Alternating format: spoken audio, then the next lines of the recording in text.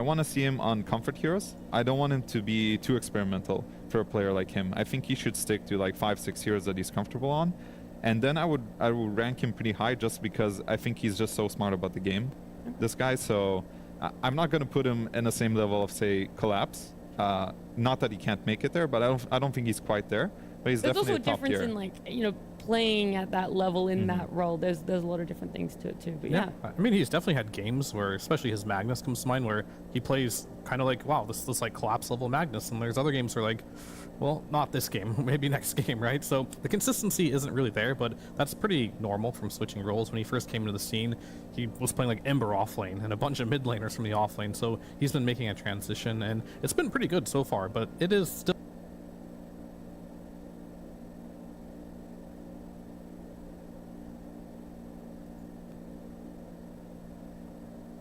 a little inconsistent.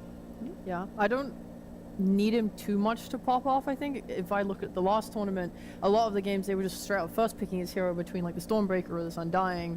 The Undying is a menace. Yeah, you just throw it in there, like, have a good one. Yeah, I've never seen them, like, you know, we always talk about it that your offlane, you kind of want them to be beefy sometimes so that it opens up for your other cores to pick, you know, things that they want, those flashy heroes, maybe squishy heroes.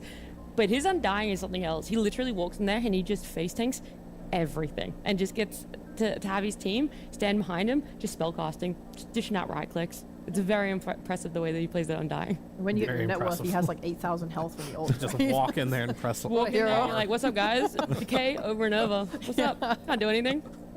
High skill gameplay.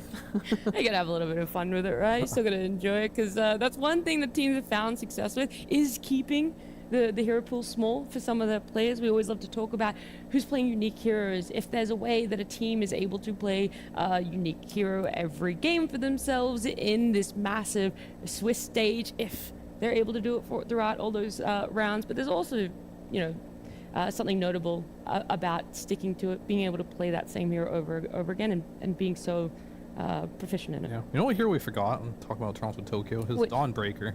I just mentioned his Dawnbreaker, but like, whatever. Oh, sorry, I have you muted. I have you muted. 12K behavior score is needed. Sorry, we have you muted on the panel. It's okay, man. Prove that you said it. I don't believe it. I'm so, okay. Timestamp it. Clippers, can you send it to his Twitter? Please do. Well, look, either way, it's nice to bring it up twice. Yeah, right? 'Cause this Dawnbreaker that's how good it is. I only remember it being brought up once. Okay, once to twice, pending with an asterisk next What to did you it. like about his Dawnbreaker? I mentioned it in the context of they often first pick his hero between the Undying and the Dawnbreaker, and here it is again. Yes. So that's Glad I mentioned the Dawnbreaker as it comes out here. Fear, you're Yeah, so good. so You're literally smart, the Fear. best analyst I've ever worked with in my life. That's why you're in the middle Probably between the two. Focus is going to go on you. Look, while we're jumping into this game one of a best of 3 draft between Aurora and Extreme Gaming, I got to remind you guys, there's 4 streams going on right now, so feel free to tune into any of the other series that are happening over on the B, C, and D stream as well. But right now, yeah, we got to focus on that Dawnbreaker coming out as a first pick for Aurora, and Extreme Gaming's response being in that disruptor. Yeah, so I have to ask, why is the Dawn Okay. good? He's not leaving We're this still on alone. this. We are. There's a very specific reason why it's very good. The dad in you is showing, Fear. Thank you. But there's a very specific reason why What is it, Dawn is... Father? Please explain it to me. Because Toronto Tokyo is the father, if we're going to use this analogy, for the team. And he has to protect his son, Oh, Kiyotaka, who is an absolute psychopath when he plays Dota. I see. And having that Dawnbreaker ult to join you when Kiyotaka inevitably blinks into 5 heroes will really help you out in the long run. okay. So I think this is already an interesting start. Because, for example, Aurora Gaming is not a team that plays Nature's Prophet, and I think that's a hero a lot of people are going to be looking at for first picking. And because they don't play it, they also pick Dawnbreaker, which, like we mentioned now, too much. But Dawnbreaker is theoretically also good against Nature's Prophet, so that might dissuade Extreme from taking that. And at the same time, I'm not sure if it's Ame's forte as well, so maybe these two teams specifically don't play Furion. But then there's a Disruptor that comes out first phase, which is, I don't really consider it a big answer to Dawnbreaker, because she can ulti in, and sure, you can glimpse her away, but at that point the damage is already done. She healed, she dealt some damage.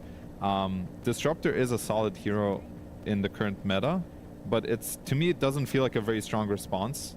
And now we see a Leshrac, and I'm not really sure where they're going from this. So currently, I don't see what Extreme is really up to. But Aurora has like a very stable start to the draft with Dawn, and now they can follow up with 2 supports here if they want. Pretty easy. Hello? Yeah. Hey. Hey. You're expecting something? Okay. No, Well, I'm just looking in at this you. I'm just looking situation- at my father for some wise words. That's all. Wise words. Well, we'll have to see here. I think the Queen of Pain ban was very good. Whenever you have Dawnbreaker with Queen of Pain, you can make some very quick plays on the map. I think if I'm looking at Extreme Zero, oftentimes when I do see a Leshrac, we don't know if this is going to be position 4 or mid. Could be either. But having some team fight to back it up or some sustain to keep the Leshrac alive so it can continue to do damage would be nice. So maybe you have to come with a countermeasure here from Aurora to be able to kind of like deal with that. I think whenever playing versus Leshrac, having the ability to burst that hero is always very nice to have. Yeah, so when you play against Lesh, I think they need like a lot of burst damage. Oh, Good rare. point. I hadn't heard that one yet, so that is a very nice. I think Oh, so here it comes. The lion, the burst damage we talked about, I talked about. I think a point. Vessel Buyer is also good to have sometimes. I think you can go 2 routes. You can try to one-shot this hero, like, you know, with the Lion idea.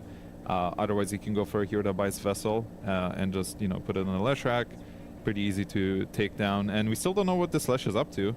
In theory, you could play it as a support, right? This is being done in pubs as well. I'm curious to see what other support they're going to pick, like some position 5 here. How Kind would of you blind. rate it as a support compared to mid right now? You're like, oh, it's probably more like 80% favored to be a better mid, and that's where it's picked more often. I think usually it is going to be better in the mid lane.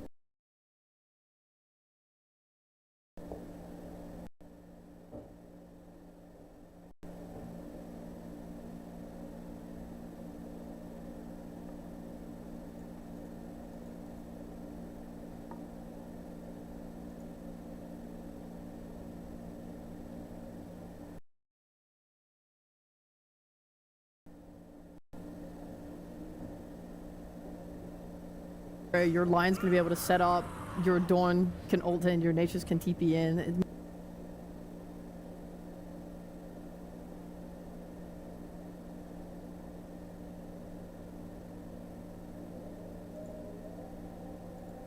Be able to farm the lane without just dying instantly. So that just makes it a mid Lush then. So I see no reason not to just pick Kiyotaka's hero here. And Kinda there's deals 2 it. ways to look at it too, because you can also, because you know what the mid matchup is, you could also sometimes pick the best carry for the game, because if you have 3 options. But like you said, I guess they go for the Ember. I think they're keeping the idea of probably NP carry alive too. That's not a Nightfall Prime hero. He's played it. He's played it. He has played it, yeah. and they won. So But there's a difference between a Nightfall hero and a Nightfall Prime hero, right? what do you mean? Like- This hero has a built-in teleport. How is this not Nightfall Prime? Hey, I'm gonna defend my new palace, alright? Relax me, alright? No, we'll see what they do here. Obviously, there's some good options as well for Nightfall, but if you think about some of Nightfall's classics, there's Shadow Demon, You don't want to play Ursa, yeah. these like Ursa, you know, even Omni Knights, these type of heroes aren't as appetizing. So we'll see what they decide to do with that. I mean, I wouldn't hate it if they just pick another position 5 that has a bit more team fight. I mean, they've got some really good global presence right now. They've got like Ember, Natures, and Dawn, so they're gonna be very scary on the map. But team fighting into potentially Disruptor, Leshrac, Mars might not be so simple. Maybe that's not the game plan at all to team fight though. Yeah, I can see them going for some classic Doom for Nightfall. A hero that he can just stay in his lane and do his thing and pressure slowly. I think another tanky hero could work. Like, I still see this as a Lifestealer? Prophet 5. Lifestealer? That could work. Yeah. It's another Nightfall hero. Pretty good this game. Well, But they don't even know what they're doing. I was gonna say, with Extreme Gaming's ban, it being the clock, it feels like they're leaning towards it. That one game where he played NP carry. Let's get in their head. Okay, it was more than one game. It was like 4, but I see one game in the most recent 3 games. They're- okay, all right. That's listening better. to That's us. better. That's They don't know about Nightfall Prime versus Nightfall regular. Yeah. That's right. You gotta get in there. You gotta tell them. You gotta tell 'em. But yeah, they've gone for those supports, right? That Undying there. Well, I guess technically not, because they're thinking maybe the Dawn could be played on Nightfall, and they could still be picking up a Toronto Tokyo hero, right? So that Undying there as well is a pretty good cover for that We're one. going too far there. I'm just trying to get into the mind Toronto of Extreme Tokyo Gaming. not playing. That would be Dawnbreaker? sick though. That Imagine would if be you just criminal. pulled out a Magnus right now. I'm just Have that team saying, fight. based off what I'm... Could be true. Yeah, I mean, they have the ability to do anything. That's the beauty of heroes like Nature's Prophet and even Dawn, which can be flexed technically to any role. And they banned Morphling and Sven. I mean, the Sven ban doesn't make me think they wanted the Life Stealer, but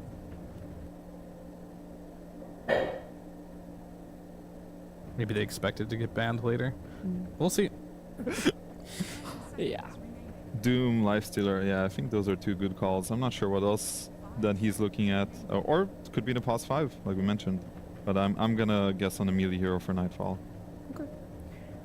Well, they don't have a lot of time. Oh, Nightfall Field, you know, a bit stressed there. He's like, guys, just pick it, please. Oh. Nightfall Okay. regular it is. Nightfall with this. Yeah, it's gonna be a Chen last pick coming out there. So yeah, Panta's gonna be playing that one. A little bit of tempo for them there. A little bit more healing as well coming out. I also kind of like it because it's a save that works against Mars. You know, when you're playing Mars with this facet that blocks vision inside of the arena, it makes it hard to play things like Pugna or whatever because you can't, you know, save your guy unless you blink in and die. So Chen ult just gives that coverage there. You're going to buy mech as well. And also, like, seeing as they're playing this global lineup where they can just run at you and run you over, Chen gives them that extra push as well to just close out the game. Yeah, I think Chen is pretty good when the enemy team doesn't have a lot of damage. And I don't think they have that much damage. Between Disruptor and SD, these are two heroes that don't actually deal any damage in fights. They're just a save / setup for your other heroes. So much damage is being relied on from the Slash Hack. And if Chen gets to buy an early mech, gets one of those like magic resistance creeps, maybe a pipe eventually down the line, I feel like Extreme's going to run into damage issues. They do finish up with Ursa, which, you know, this hero can deal infinite damage, right? You cannot stop him, which is good, but it is a 24 hero, so, you know, you're going to get something okay in the game. So I do think that Chen makes a lot of sense for their game plan, but it also means, you know, they should get a lead in the early game. That's what I'm expecting from Aurora, and then they need to keep increasing that lead and not throw. And then I would predict them to win. Yes, self-proclaimed. Even though it's Nightfall regular, I do like their draft a lot more. I think they have some OP heroes in the meta, the way I see it, and I can see the vision. While Extreme is a little more clunky to me. It's like they have to have some conditions being met. A lot of team fight, but not a lot of damage to back it up early game. Things are definitely going to have to align a lot more for Extreme Gaming. But Ray, yeah, you were saying some of your thoughts for here? I just think, yeah, at least Extreme's execution is not horrifically hard. Like, you're going to be playing Shadow Demon catch into like a spear, which like secures that, or a Lesh stun, blah, blah, blah. Like, I think they have ways to catch heroes and make plays happen on the map as Extreme, so it doesn't look as clunky as it could. Yeah. And some thoughts from you as well, Fear, unless they've already all been taken. No, I mean, I think the execution is a lot more difficult for Extreme in this game. Very winnable, but like you're playing into a lot of damage mitigation with Chen and the Dawnbreaker global presence. You have to play almost perfectly to make your heroes kind of work in this one. You have to get laning stage. But if that all happens and you shut down the laning stage somehow, you don't have a bad early game, you could take this game because this Ursa is definitely a really good pick. Yeah, it feels like that's, yeah, like I said, a lot of conditions to be met, whereas for the side of Aurora, it feels like just this very easy flow of progression there. So it feels like you're mostly on the same side here for the three of you guys. Obviously that caveat, just exactly how well are Extreme Gaming going to be able to play it for themselves. But either way, this game number 1 in a best of 3 is underway. So let's head on to our casters, Sunspan and Synderen. Hello, welcome to the road to TI. Sunspan here with Synderen. Hello, nice to meet you. True pleasure, Yeah. young man. You too. I don't know why I'm shaking. I don't. You're gonna run out of stamina first. We both know this. I've been working out, Synderen. Mm-hmm. This is going to be a good one. All right. Believe you me, this is going to be a truly great match. I can feel it because Aurora, Synderen, one of my favorite teams to cast, Nightfall, has changed his hairdo from one of the worst that anyone's ever seen to something presentable on camera. Congratulations to him. They're going to face up against Extreme Game. We're still shaking hands, by the way, despite not being on camera anymore. The game shall begin, though. Yeah, but well, as we say that, we do have a pause, so technically the game shall begin has not at yet some begun. point. But this gives us ample time to talk a little bit more in depth, perhaps, about what the panel were touching on with these two lineups, because I think I found the draft really interesting here in terms of the style that both teams are bringing to the table, right? On one side, you've got Aurora, who, as Rhea was talking about, self-proclaimed feel like they mess up too much in the mid-late game, versus Extreme Gaming, who, in my opinion, their best stage of the game is the late one. And how do you approach that series as Aurora? Well, you pick some extreme early aggression, no pun intended, with Prophet as well as Chen, so you're just trying to run over the map and play fast. Whereas this Extreme Gaming are going a little bit more in an earlier direction than they sometimes do themselves by having some earlier impact, such as, you know, a strong laning carry in the Ursa. You're picking an early Lesh mid, which is a very tempo-reliant mid laner. So I think both teams are kind of adjusting to their perceived way that this game is going to play out specifically against their opponent, and that's really cool to see in round one. In round one of a Swiss bracket, by the way, which you and I haven't got to talk too much about, but first time at TI, right? And are you expecting any differences as a result? I mean, I think the players are generally pretty happy with the format, to my knowledge, from the 0 people that I've asked, but just using logic alone, because we like Swiss brackets. Yeah, so I think one of the biggest strengths of the Swiss format is that every series is best of 3. I think that's something a lot of players are very happy with. TI, throughout the many years that we've had it by now, has gone through a plethora of formats. The majority of them, I believe, started with round robin. The clear majority. We've had different group stage formats, etc. But very few of them have been best of 3s from the get-go, if not literally only this, because round robins, you're not playing BO3s. That would take forever. There's logistical issues, right? But with this, you can actually have BO3s the whole way. So, yeah, that's interesting. I think it makes that's going to be largely to the benefit of teams that have a little bit more of a deep hero pool and are a little bit less one-trick ponies, if you will. So if you come in with a cool pocket strat, yeah, it might net you one game, but you need to win the whole thing. So that's right. Possibly a format that is slightly better for the favorites than underdogs. Underdogs oftentimes like BO1s because they can, you know, pull an upset. Who likes BO7s? Let's categorize those people. Yeah, there's not many of them, and if they are, they're not really getting very much representation in Pro Dota. When was the last BO7? It was like 2017 or something? Was it Nanyang or something like that? I don't remember. It was on a long ship, ago. I believe. I remember this BO7 series where one team was up 3-0, and then there was a lunch break. Sweep. Then there was a lunch break, and they lost all momentum. Yeah, very nice setup for that, of course, the BO7. We're not going to have any of those here, guys. The longest series of this tournament will be a BO5, and there will only be one of them. As far as we know. And that is in a long time. Oh, true. I think it's under Valve's jurisdiction to be able to change the rules at any time, as should be their right, honestly. Yeah, what do you think? Should this series be BO7 today? So, hey, if it's good enough, then why not? So just some issues that we're going to get through here together, ladies and gentlemen. We can start the road to TI off with the podcast anyway. That's fine by me. We've been there before. Easy peasy. This would be audio related for one of the teams, I do believe. So trying to fix that up. So I don't think we've gotten to the point of desperation where we'll talk about the lore of the statue on the right, for example. That's when we're truly out of conversation pieces, Cinderin. Yeah, I can talk about Roshan's teeth, though. Yeah, that's far more relevant, of course. He can't close his mouth with those tusks. They don't fit. That's right. Actually, that's called is that an overbite or I think it's an underbite. All I can think is this guy snores. Oh yeah. Really loudly. You know, a good way to deal with snoring, by the way, is to use mouth tape. You ever heard of that? Mouth tape? Yeah, I actually been using. I've been literally taping my mouth. While you're alone in your hotel room. Even now, yeah. Okay, so you don't wake up from your own snoring. Well, it's not about waking up. It's about getting a sore throat from snoring. Oh, so much. I see. When you get old, things happen. Not really relatable problem. Of course, I don't think tape could ever shut the mouth of Roshan or my co-casting partner Cinderin, of course. Well, we of course have not talking. Tried it yet, but true. I'll start talking out of my nose instead. So with the what patch are we on? Is it a C patch?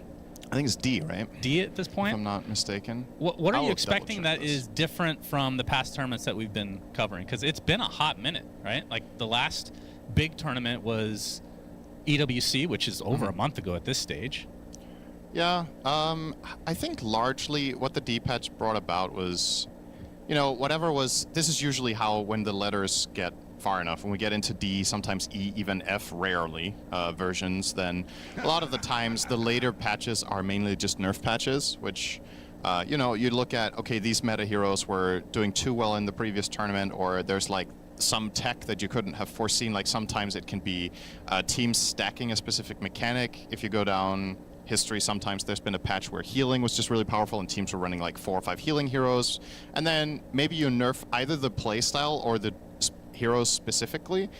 In this one, I think it's kind of just been like a broad, okay, these heroes are a little bit looking too powerful. They're getting way too much priority in Pro Dota. You nerf some of their abilities slightly and their item build-ups. But still, I feel like the overall archetype gameplay that we mostly have seen be successful in the last half year is still there. I don't think you're going to see, you know, some truly surprising switch-ups with, say, like, any team starting like a tri-lane or running a roaming hero or, God forbid, jungling, which we haven't had in forever. Would you rather have tri-laning back or jungling? Tri-laning. Really? I think tri-lanes are awesome. I miss them. I think jungling is awesome. As we get started here, the game has begun. We can stop talking about absolutely useless information and tell you about what you're watching on the screen, which is XM and Company for Extreme Gaming versus Aurora. Do you have a favorite in this best of 3? I think in terms of like general results this year, Aurora has been more consistent.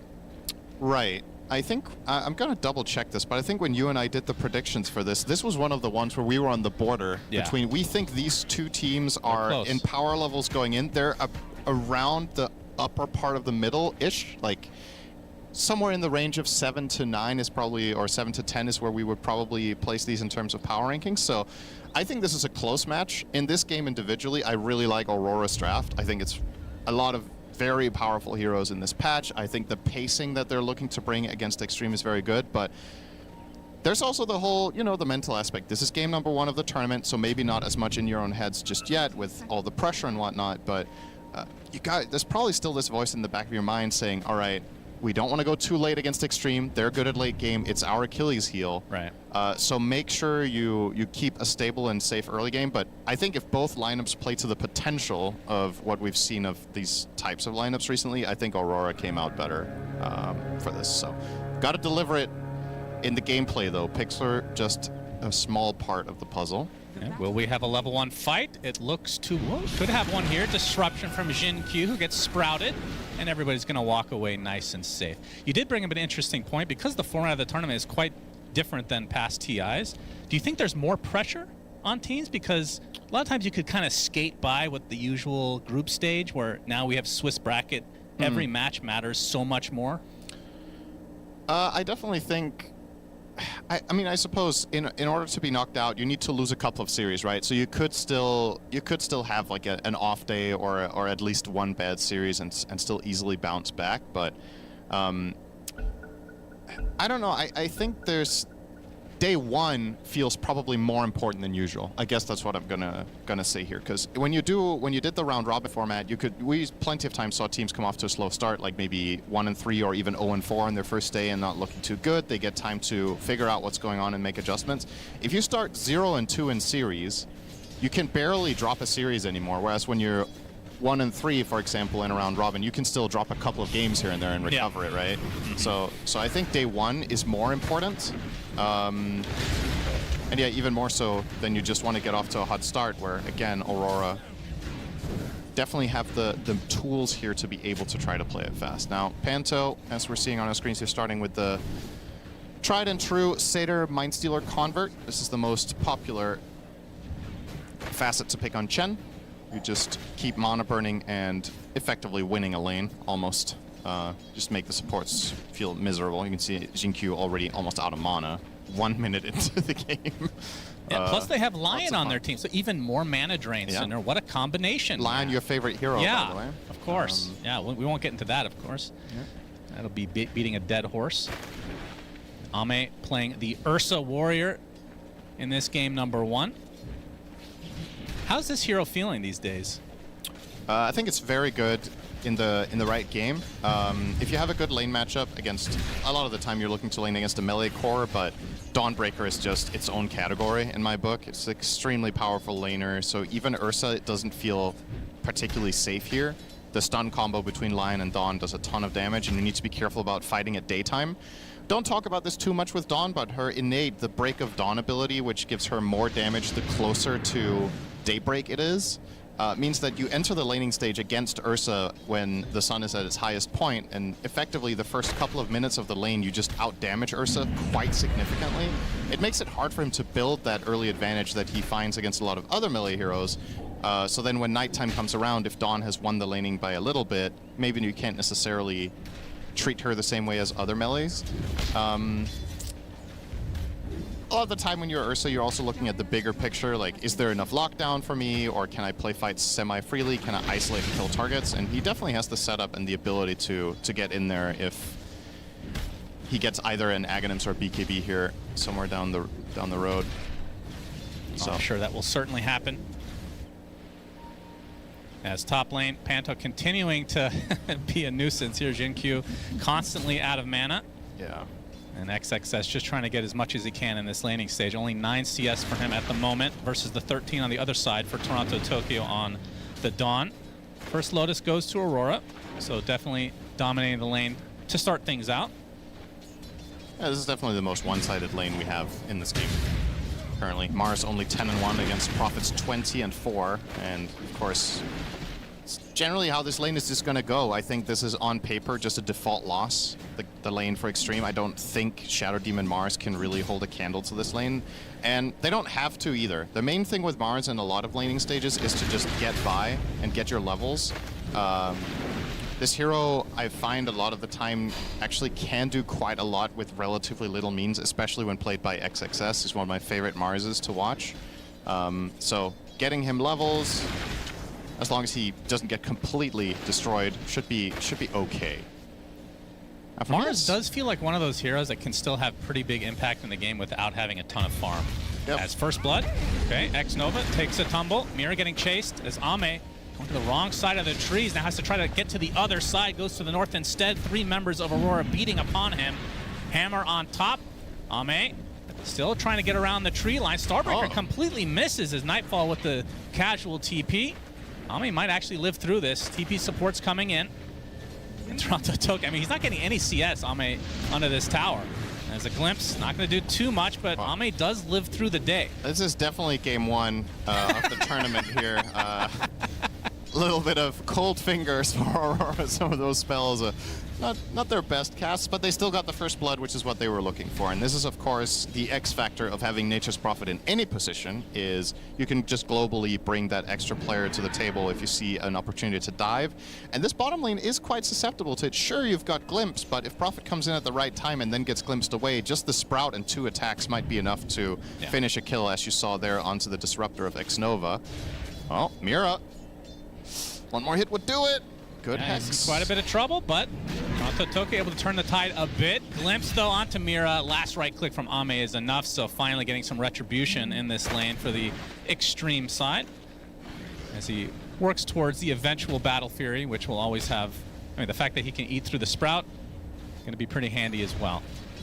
As mid lane, haven't really talked too much about this, but XM on the Lesh, 31-6 versus Kiyotaka's 34-2, so extremely even so far, as we're only 30 seconds away from the first power rune.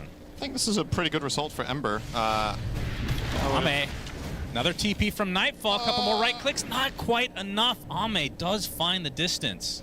Yeah, I was going to point out, he opted for treads. I feel like, correct me if I'm wrong, I think phase is still the majority of the time is the prioritized choice, the preferred one for Ursa's, but this time around, so as well. Maybe the health from treads there slightly better than the armor. I don't know, I think phase would have saved him as well, but we'll see if this build up. Obviously, on Ursa it might be a little bit counterintuitive, right? You have a built-in ability that gives you 1,000,000 attack speed, and then you're still buying the attack speed boots rather than the move speed ones to stick on your target and the ones that give more flat damage, but yeah, I guess in all the downtime and being able to tread switch, this has some merit. This is not the only hero that I've seen this on. We also had a hero like Abaddon, where phase boots was just the standard for years, and then tread started becoming more popular there as well. So maybe this is just a trend that we're going to be seeing this tournament more and more, that phase boots perhaps are at the point now where they're not considered the best. Mars will still go for them though, as it looks. XXS has them queued up. Unfortunately, he's not rich enough to afford any upgraded footwear just yet. You Panta seem with the really gate. obsessed with phase boots right now. Yeah, I do love them. Dawnbreaker will also buy phase boots. Yeah, give us the full list. We're so interested. My goodness. That's right. Panto with his creeps through the gate, like you said, but we can see that X-Nova and company Well are aware. keeping their distance, so the tower might be taking the brunt of the damage here. Are they going to give it up, though, is the question. The catapult's going to be at the ready for Aurora. Exactly. This is the time that you want to make that Chen rotation is when you have a siege creep connecting on the tower. And Chen's creeps can cut the wave or tank tower shots if needed so that the siege stays alive.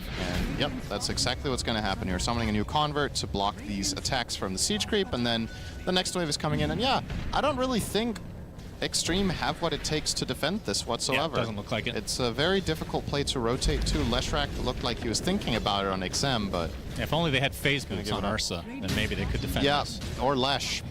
Yeah, that would make sense. And Panto makes his way back to the top lane. Nightfall level 5 right now, going to be working on the Maelstrom. Have we seen the other facet a single time? The money bags. In a pro game, that is.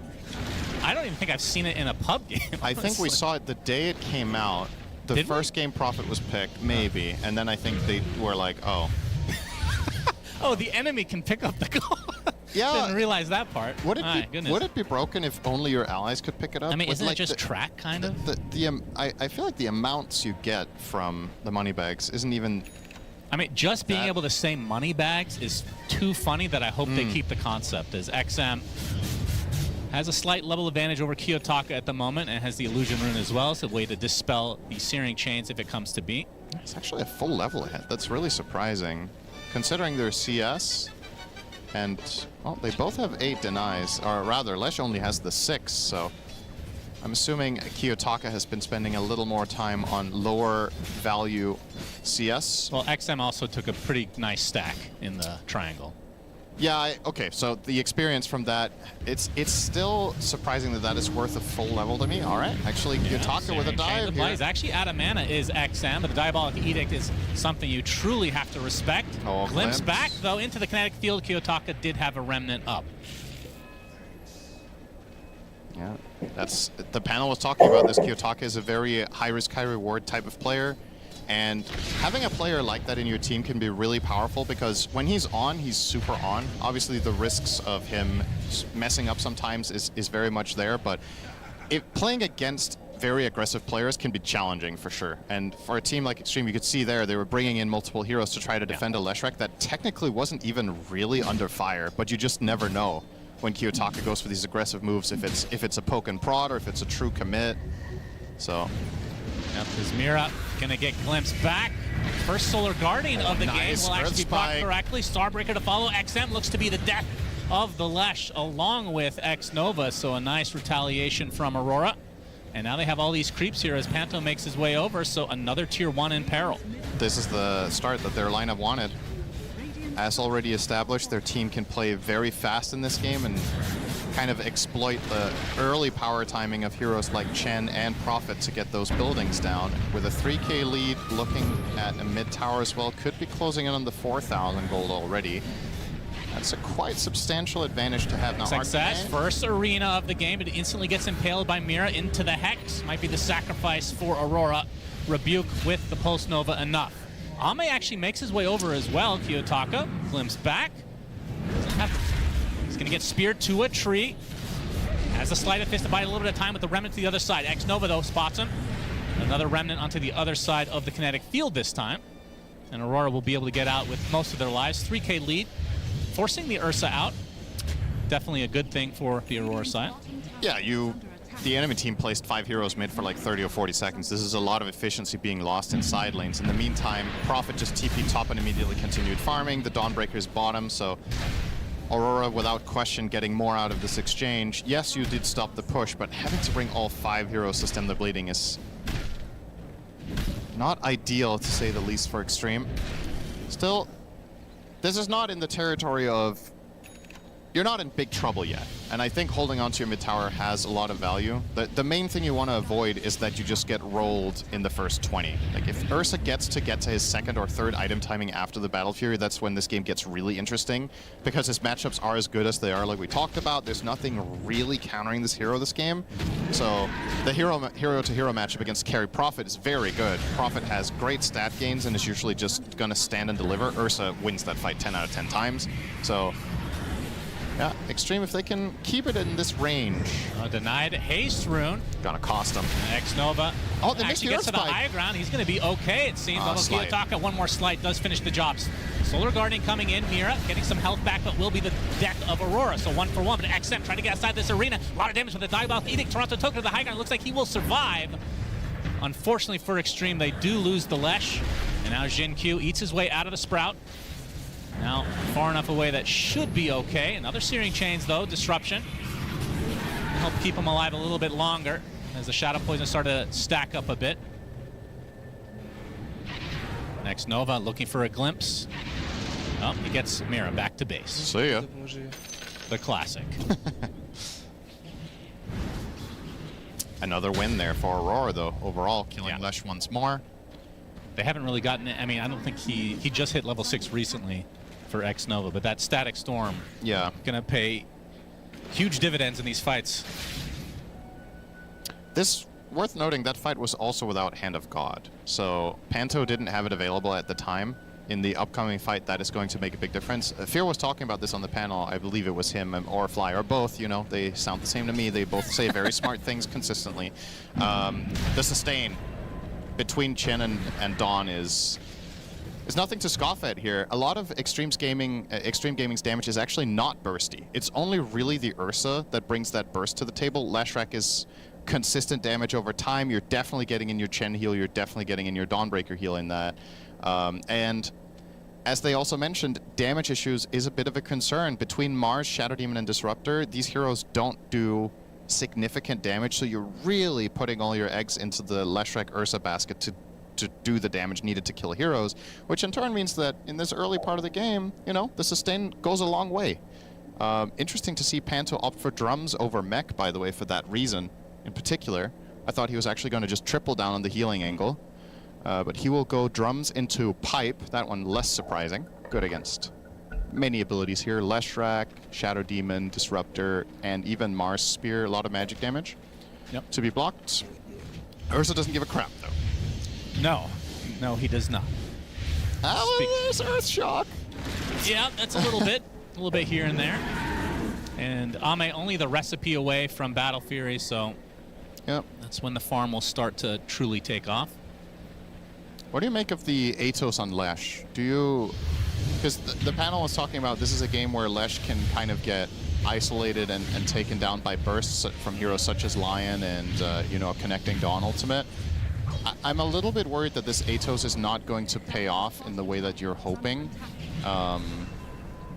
Because are you really able to make the aggressive moves that this item kind of sets up? Right. Or should you just opt for, you know, something more defensive like Kaya Sanj, BKB, maybe even Bloodstone, these types of items? He's going Kaya next. Oh. Sometimes we see Lesh Rush Blink as the offensive option, not this case. Well, either way, it is an offensive option, right? So yeah. Seems that they're going to be wanting to fight relatively soon. The only problem is, I mean, the Ursa can't really fight until the second item, I would assume.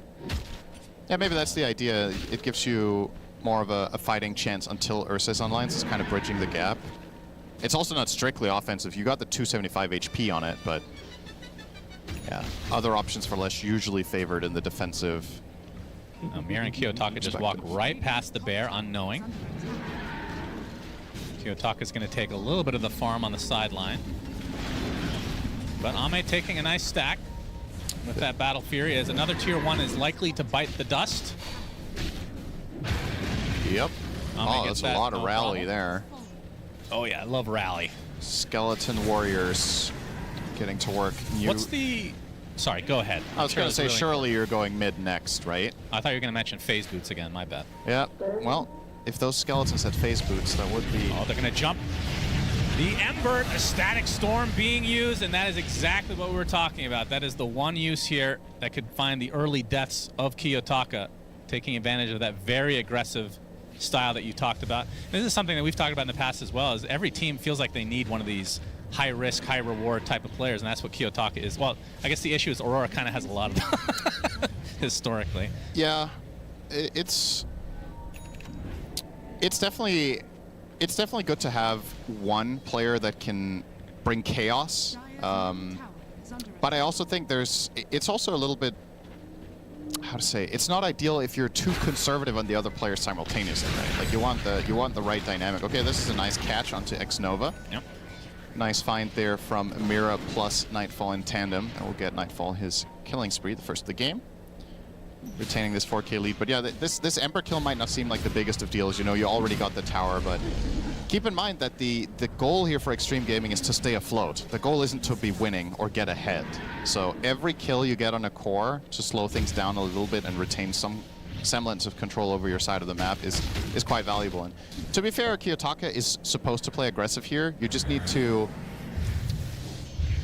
not overplay your hand too much. You've got Hand of God, you've got Donald, so if you're not extremely out of position, you can be safe. Pretty aggressive, but the backup is here. XXS with the spear, but not able to find the latch. And Kiyotaka gonna posture a bit more with another sleight of fist. Has that Mage Slayer, so yeah, mitigating a lot of damage, especially from the Lesh. It's a super good item this game. It's the item against Lesh. You get the magic resist. It's very nice against a lot of the other heroes as well. Just reducing a lot of the threats, but as we already just saw, if you are out of position enough, you could have basically almost any item you can afford at 17 minutes, and you are just going to get killed off there. Big item alerts here. Dawn rushing the BKB here on Toronto Tokyo. Did not go for Aghanim's Scepter. So he wants the staying power of getting in there and staying in there, and now probably rushing BKB first. You might just go straight for more scaling. Is he only getting this against Glimpse? You could have bought your Shard, right? Which is, it's not a foolproof Yeah, solution. you have to time it for sure. Yeah, and you can ulti in and you can get into Static Storm. Then you can't use your Starbreaker either. Spot X-Nova, the Hex to start things out. The pipe is activated though. Now Mira trying to get on the run. The Bear's gonna eat up Panto. He pops the hand of Gabe, and 2 dead already for Aurora though. He'll likely have to retreat now. XXS still looking for the opening though. Spear gonna be faked out. Not able to find anything though, so Extreme get 2 supports and a tier 1 tower in all likelihood. They were very prepared for that, just fully set up. Aurora were trying to go for a stab and immediately counterplayed. And this is really good news for Extreme Gaming. This is half the lead cut away. Ursa is getting there. He's closing in now on the Basher. Ame's farm is starting to ramp up to a high degree. He was trailing quite a bit behind Prophet. Now we're only looking at 800. And considering how well these heroes farm and generally what level you're looking at to be right now, I think Ursa is ahead in this game by being 800 gold down only against Prophet.